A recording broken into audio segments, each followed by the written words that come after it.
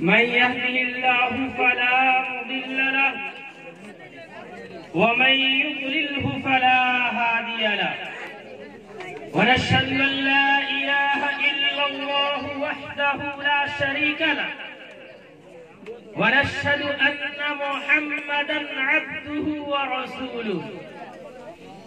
أما بعد قال النبي صلى الله عليه وسلم من رأى منكم منكرا فليغيره بيده فإن لم يستطع فبلسانه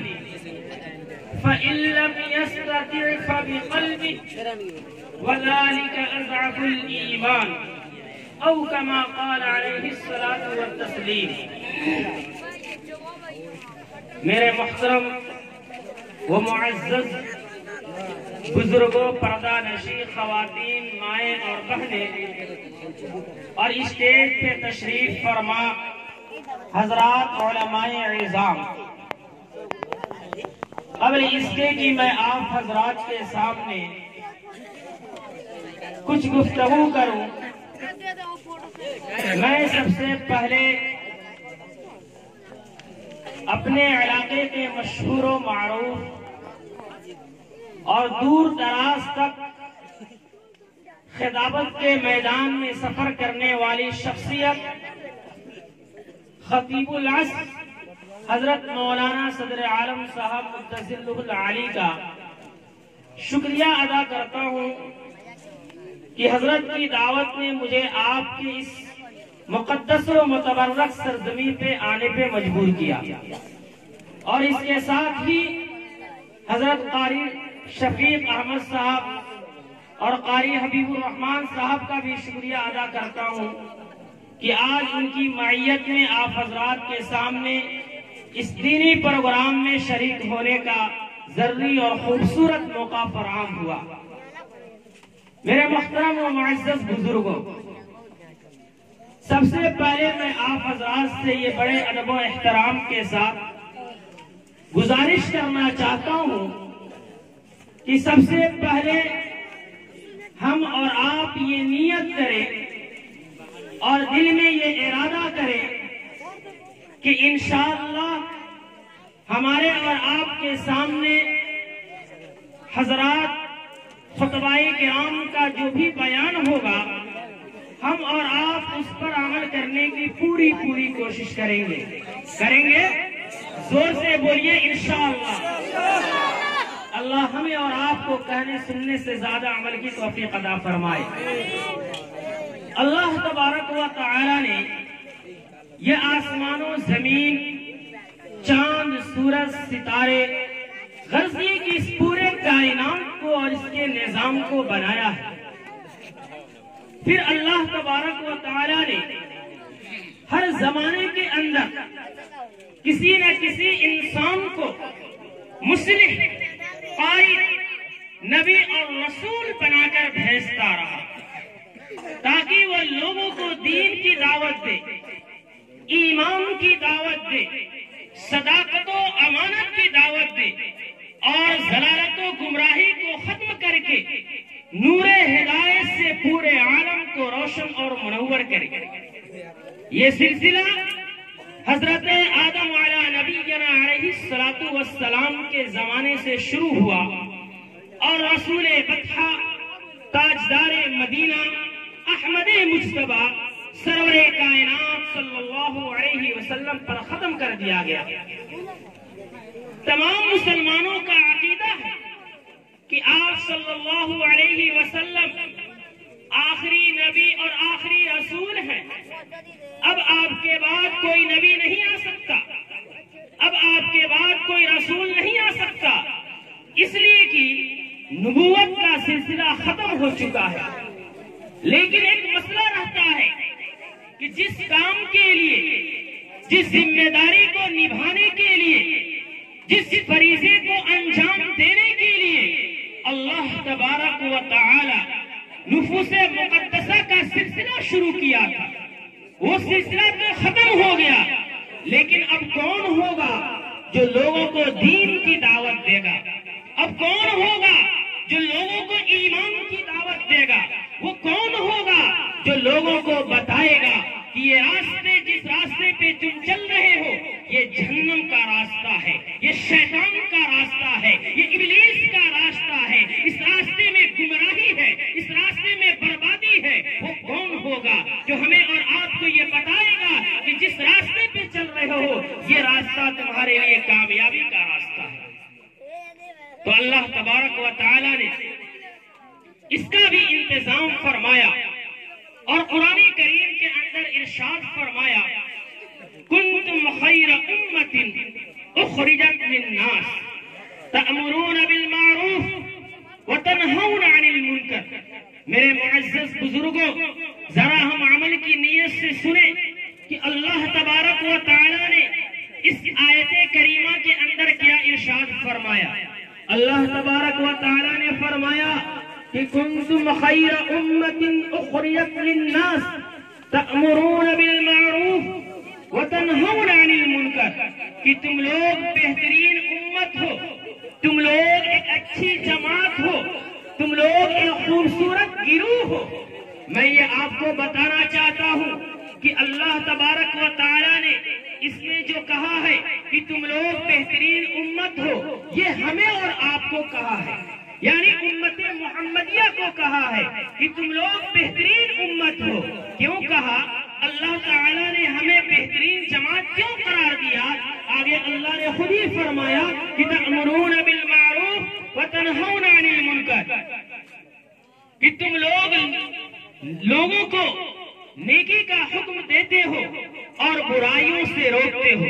یعنی امر بالمعروف اور نہی عن المنکر کا کام کرتے ہو۔ اسی وجہ سے اللہ نے ہمیں اور آپ کو بہترین امت کہا ہے۔ میرے دینی بزرگوں، ذرا سنیں اور سمجھیں کہ اللہ تبارک و تعالیٰ نے ہمیں اور آپ کو بہترین امت کہا، اللہ تعالیٰ نے ہمیں اور آپ کو خوبصورت جماعت کہا۔ وہ اس لیے نہیں کہا کہ ہمارے جسم بڑے خوبصورت ہیں، ہم بڑے طاقتور ہیں، ہمارے پاس بڑے پیسے ہیں، ہمارے پاس بڑے خزانے ہیں، نہیں، بلکہ اللہ تبارک و تعالیٰ نے ہمیں اور آپ کو جو بہترین امت کہا ہے، اچھی جماعت کہا ہے، اچھا گروہ کہا ہے، وہ صرف اس لیے کہ ہمارا اور آپ کا یہ کام ہے، ہمارا اور آپ کا یہ مشغلہ ہے، ہماری اور آپ کی یہ فطرت ہے، ہمارا اور آپ کا یہ طریقہ ہے کہ ہم خود بھی نماز پڑھتے ہیں، ہم خود بھی روزہ رکھتے ہیں، ہم خود بھی حج ادا کرتے ہیں، ہم خود بھی زکوٰۃ دیتے ہیں۔ اس وجہ سے اللہ نے ہمیں بہترین امت کہا ہے، اور اس کے ساتھ ساتھ ہم دوسرے مسلمان بھائی کے بارے میں بھی ہم فکر کرتے ہیں جو ایمان سے دور ہے، جو مسجدوں سے دور ہے، جو اللہ سے دور ہے، جو گناہوں کے اندر ڈوبا ہوا ہے، جو شرابوں کے اندر ڈوبا ہوا ہے، جو اللہ کی نافرمانیاں کرنا اپنا مشغلہ بنا رکھا ہے، اس کے بارے میں بھی ہم اور آپ فکر کرتے ہیں۔ اس وجہ سے اللہ تبارک و تعالیٰ نے ہمیں اور آپ کو بہترین امت کہا ہے۔ میرے دینی بزرگوں، حضرت علامہ قرطبی ایک مشہور مفسر ہے، انہوں نے اس آیت کی تفسیر میں فرمایا مدح لهذه الامة ما اقاموا ذلك واتصفوا به فاذا تركوا التغيير وتواطوا على المنكر زال عنهم اسم المدح۔ علامہ قرطبی رحمت اللہ علیہ اس آیت کی تفسیر میں بتاتے ہیں کہ خیر امت یعنی بہترین امت جو اللہ تعالیٰ نے اس آخری امت کو قرار دیا ہے، وہ اس لیے قرار دیا ہے یہ امت اللہ تبارک و تعالیٰ کے حکموں پر عمل پیرا ہونے کے ساتھ ساتھ دوسرے لوگوں کو بھی اس کی دعوت دیتی ہے۔ بالفرض مان لیجئے کہ ہم اور آپ اللہ کی نافرمانیاں شروع کر دیں، ہم اور آپ نماز کو پڑھنا چھوڑ دیں، گناہوں کو کرنا شروع کر دیں، قرآن کی تلاوت قرآن کی تلاوت چھوڑ دیں اور گناہوں کے اندر خرافات کے اندر ملوث ہو جائے، تو یاد رکھیے اللہ نے جو ہمیں اور آپ کو بہترین امت کہا، ہمیں اور آپ کو جو اللہ نے اچھی جماعت کہا، اللہ تبارک و تعالیٰ یہ وصف کو ختم کر دے گا اور ہمارے ساتھ کسی برے نام کو برے وصف کو متصف کر دے گا۔ جیسا کہ ہم سے پہلے کی جو امتیں گزری ہیں ان کے ساتھ اللہ تبارک و تعالیٰ نے یہ معاملہ کیا کہ جب انہوں نے نافرمانیاں کی شریعت کا مذاق اڑایا، جب انہوں نے اپنے رسول کے خلاف اقدام کیا، جب انہوں نے اپنے نبی کے لائی ہوئی شریعت کو پیروں سے روندا کچلا، تو اللہ نے ان کے اوپر عذاب کو نازل کیا۔ تاریخ کو ہم پڑھیں، قرآن کی آیتوں کو پڑھیں، ہمیں اس کے اندر واقعات ملتے ہیں کہ جب حضرت نوح علیہ السلام کی قوم نے جب ان کی نافرمانیاں کی، جب اپنے دلوں کے اندر اللہ کی محبت کی بجائے دنیا کی محبتوں کو پیدا کیا اور اپنے رسول کی نافرمانی کی، تو اللہ نے ان کے اوپر عذاب نازل کیا کہ ایسا سیلاب بھیجا کہ پوری آبادی، پوری ان کی بستی سیلاب کے اندر غرق آب ہو گئی۔ جب قوم لوط نے جب اللہ کی نافرمانیاں کی اور غیر فطری طریقے سے اپنی ہوس رانی کی، اپنے نبی کا مذاق اڑایا، اپنی شریعت کا مذاق اڑایا، تو ان کے اوپر بھی اللہ نے عذاب نازل کیا کہ حضرت جبریل علیہ السلام آئے، 15 لاکھ کی آبادی کو آسمان کی بلندی پہ لے گئے اور اوپر سے پٹخ دیا۔ اسی پہ بس نہیں کیا، بلکہ قرآن کہتا ہے کہ ان کے اوپر آگ کے گولے برسائے گئے، ان کے اوپر آگ کے انگارے برسائے گئے۔ جب قوم عاد نے اللہ کی نافرمانیاں کی، رسول کی نافرمانیاں کی، اپنی شریعت کا مذاق اڑایا، اللہ کی دی ہوئی نعمتوں کو کھا کر کے اللہ ہی کے خلاف قدم بڑھایا، تو اللہ نے ان پر بھی عذاب نازل کیا کہ ایسی آندھی چلی، ایسا طوفان چلا کہ کأنہم اعجاز نخل خاویہ، کہ وہ ایسے گرے پڑے تھے جیسا کہ کھجور کے تن اور درخت گرے پڑتے ہیں۔ میرے دینی بزرگوں، میرے بھائیوں، جب ہم سے پہلے کی امتیں نے، جو ہم سے پہلے کی جماعتوں نے اللہ کی نافرمانیاں کی، رسول کی نافرمانیاں کی، اپنے شریعت سے روگردانی کی، تو اللہ نے ان کے اوپر عذاب کے کوڑے نازل کیے۔ اللہ تعالیٰ نے ان کو عذاب کے اندر گرفتار کیا، تو ہم اور آپ مطمئن نہ رہے کہ ہم اللہ کی نافرمانیاں کرتے رہیں، نمازوں کو چھوڑتے رہیں، روزے کو چھوڑتے رہیں، جھوٹ بولتے رہیں، زنا کرتے رہیں۔ جن نگاہوں کو اللہ نے نعمت کی شکل میں دیا ہے، ان نگاہوں سے اپنی ماں اور بہنوں کی عفتیں لوٹتے رہیں، اپنی ماں اور بہنوں کی عصمت دریا کرتے رہیں، سود و بیاج کا لین دین کرتے رہیں۔ ہمارے کانوں کے اندر مؤذن کی اذان آئے، اللہ کے خلیفے کی یہ صدا آئے کہ حی علی الصلاۃ، حی علی الفلاح، آؤ نماز کی جانب، آؤ کامیابی کی جانب، لیکن مسلمان ان آوازوں کو سن کر کے اللہ کی مسجد میں نہ جائے۔ ہماری مائیں اور بہنیں اللہ کے نائب کی اس پکار کو سن کر کے نمازوں کو ادا نہ کرے، اللہ کے فریضے کو ادا نہ کرے، خدا پاک کی قسم اس سے بڑا عذاب نازل ہو سکتا ہے، اس سے بڑی تباہی آ سکتی ہے، اس سے بڑی بربادی آ سکتی ہے۔ اس لیے کہ اللہ کا قانون ہے، اللہ کا ضابطہ ہے کہ اللہ نے بیان کیا ہے کہ جب ہم اپنے بندوں کو نعمتیں دیتے ہیں، سہولیات دیتے ہیں، ان کے لیے مسجدوں کو بناتے ہیں، مساجد کو بناتے ہیں، مکاتب کو بناتے ہیں، علماء اور صلحاء دیتے ہیں، لیکن جب وہ ان کی قدردانی نہیں کرتے ہیں، ان کو نعمتیں دیتے ہیں، مال و دولت سے مالا مال کرتے ہیں، جب وہ اس کی قدر نہیں کرتے ہیں تو میں ان نعمتوں کو چھین لیتا ہوں۔ اور پھر اللہ نے فرمایا کہ ان بطش ربک لشدید، کہ تیرے رب کا عذاب انتہائی سخت ہے۔ کوئی بھی انسان ہو، کوئی بھی جنات ہو، کوئی بھی مرد ہو، کوئی بھی عورت ہو، اللہ کے عذاب سے پیچھے نہیں ہٹ سکتے ہیں، اللہ کے عذاب سے بچ نہیں سکتے ہیں۔ میرے دینی بزرگوں، یاد رکھیے، اگر ہم اللہ کی طرف متوجہ نہیں ہوں گے، ہم رسول کی سنتوں کو اپنے سینوں سے نہیں لگائیں گے، ہم اپنی مسجدوں کو آباد نہیں کریں گے، ہم اپنی زبان کو جھوٹ بولنے سے نہیں روکیں گے، ہم اپنی نگاہوں کو کسی ماں کے اوپر پڑنے سے نہیں روکیں گے، ہم اپنے اعضاء و جوارح کو کسی کے اوپر ظلم و ستم کرنے سے نہیں روکیں گے، خدا پاک کی قسم ہمارے اوپر عذاب نازل ہوگا، ہمارے اوپر تباہی نازل ہوگی۔ اللہ ایسے حکمراں کو مسلط کرے گا جو ہمیں ظلم و ستم کی چکیوں میں پیش ڈالیں گے۔ اور آج سوشل میڈیا کا دور ہے، ہم اور آپ ان خبروں کو دیکھ رہے ہیں، ہم اور آپ ان خبروں کو پڑھ رہے ہیں کہ آج پوری دنیا کے اندر سب سے زیادہ پریشان اگر کوئی قوم ہے، مصیبتوں کے شکار کوئی قوم ہے، کسی قوم کے اندر اگر ماؤں کی عزتیں لوٹی جا رہی ہیں، بہنوں کی عزتیں لوٹی جا رہی ہیں، کسی قوم کے نوجوانوں کو شہید کیا جا رہا ہے، کسی قوم کے مالداروں کو جھوٹے مقدمات میں ملوث قرار دیا جا رہا ہے، چھوٹی چھوٹی باتوں میں ان کے اوپر ظلم و ستم کے پہاڑ توڑے جا رہے ہیں، تو یقین کے ساتھ آپ بھی کہیں گے کہ وہ کوئی اور قوم نہیں ہے، کوئی بدھسٹ نہیں ہے، کوئی جینی نہیں ہے، کوئی شمس پرست نہیں ہے، کوئی کواکب پرست نہیں ہے، کوئی یہود و نصارہ نہیں ہے، بلکہ وہ اللہ اور اس کے رسول کا کلمہ پڑھنے والا مسلمان ہے۔ پوری دنیا میں سب سے زیادہ پریشان اگر کوئی قوم ہے تو وہ مسلمان ہے،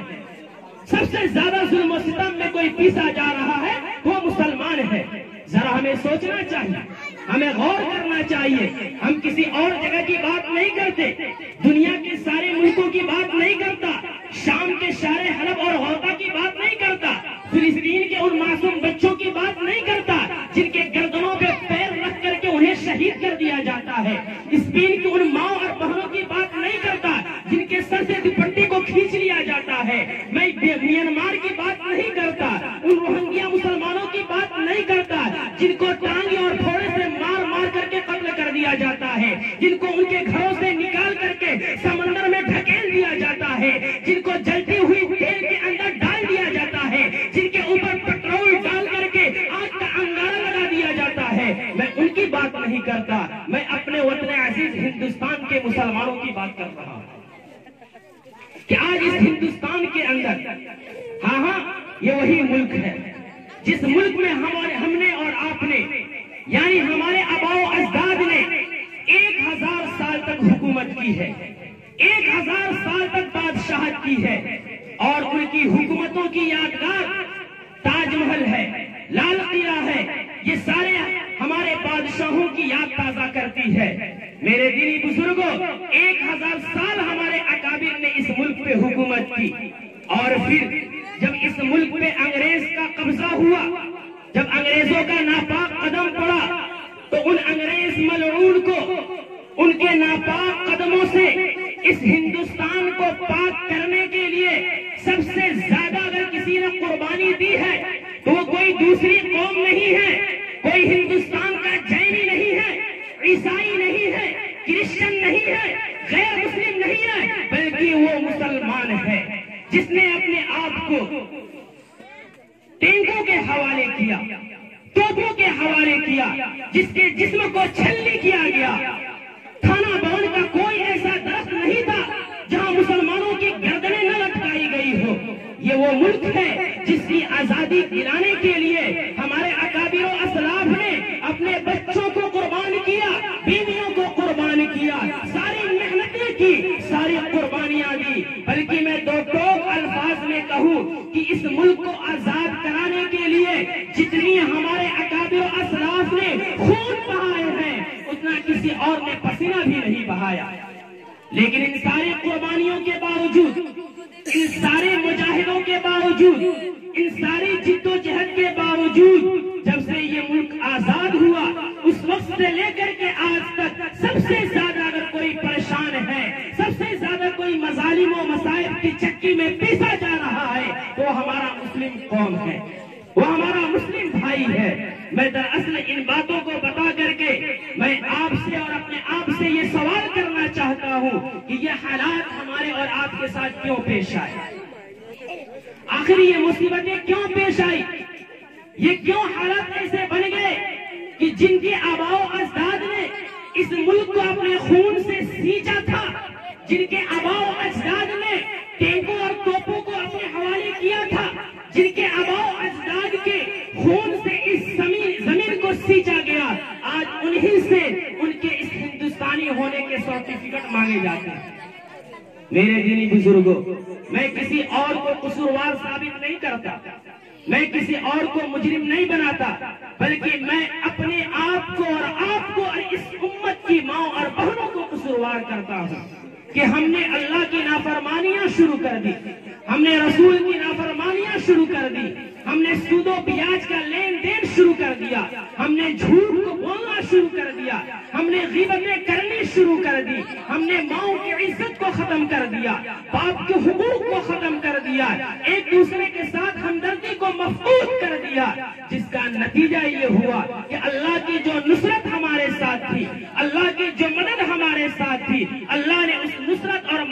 سے چھین لیا اور پھر ہمارے اوپر ایسے حکمرانوں کو مسلط کر دیا جو ہمارے اوپر آئے دن ظلم و ستم کرتے ہیں۔ میرے دینی بزرگوں، میں یہ بتانا چاہتا ہوں